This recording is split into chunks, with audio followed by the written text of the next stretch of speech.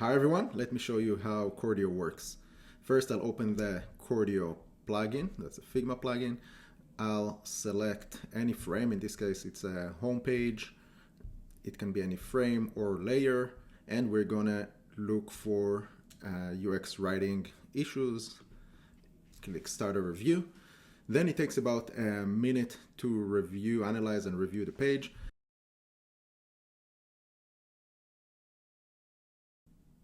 Okay, now we see that, for example, in the CTA button, we indicated that it should be a sentence case, and in this case it's not. I can easily zoom in and I can just apply a fix. Let's take another look. Yep, this is also not sentence case, and Chordio suggests the fix. All right. Plain language usage. Let's see what this issue is about. In this paragraph, we see multiple issues, abbreviations, and I can apply the fix, and that looks better. So that's how Chordio works.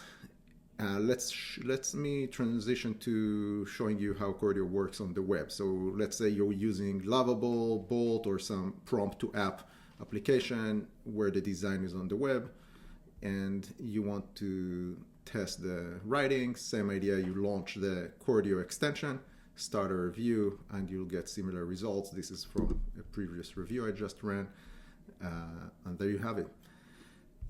Last thing I'll say is that the test cases themselves are customizable. If your standards or guidelines are different, for example, you're not using sentence case, you can modify the relevant test case right here on the website, or you can add additional test cases that are relevant to your team.